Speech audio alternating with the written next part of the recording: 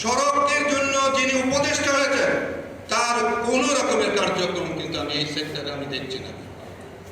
এটাকে গুরুত্বই দেওয়া হচ্ছে। এই মানুষগুলো যে সড়কে মারা যাচ্ছে আমি বুঝি। আপনারা দেখেছেন নিশ্চয়, আমার এই কান্না দেখে আপনাদের চোখে পানি এসেছে।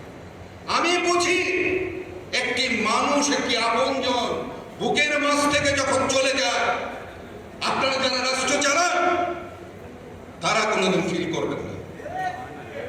আনোয়ার হোসেন মঞ্জু যখন ছিলেন, সড়ক মন্ত্রী যখন ছিলেন, তখন আমি বলেছিলাম আপনার স্ত্রী যদি মারা যেত তাহলে আপনি বুঝতেন। আমি আজকেও কিন্তু বলতে চাই, যে সমস্ত উপদেষ্টারা আছেন, যারা রাষ্ট্র পরিচালনা করছেন, যারা রাজনীতিবিদ, তাদের উদ্দেশ্যে আমি বলতে চাই, আপনাদের যদি আমার এই অবস্থা হতো আপনারা নিশ্চয়ই কিন্তু মন প্রাণ দিয়ে কিন্তু উপলব্ধি করতে পারবেন। আমি যেভাবে এটাকে অন করি আপনারা সেটাকে কিন্তু সেইভাবে অন করবেন।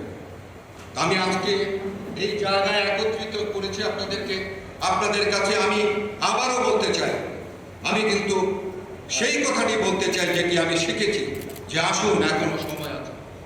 এখনো আমাদের মানুষগুলো কিন্তু এই এত কিছুর পরেও কিন্তু এখনো কিন্তু সড়ক দুর্ঘটনা কিন্তু মৃত্যুর হার কিন্তু বেড়ে গেছে। এই 3 মাস 3.5 মাসে কিন্তু আমরা কিন্তু এটাকে কিন্তু কমাতে পারিনি, কারণ এখানে কোনো কাজ হচ্ছে না। যেভাবে কাজ করা দরকার ছিল সেভাবে কাজ হচ্ছে না, সেই নিয়ম এখানে পালিত হচ্ছে।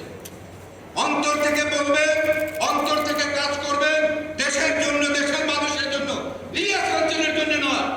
আমি আমার জন্য চাই না, আমি চাই সড়কের মানুষের মৃত্যুর হাত থেকে, পঙ্গুত্বের হাত থেকে মানুষগুলোকে আমি বাঁচাতে চাই। আপনারা সহযোগী হন, আপনারা একত্রিত হন।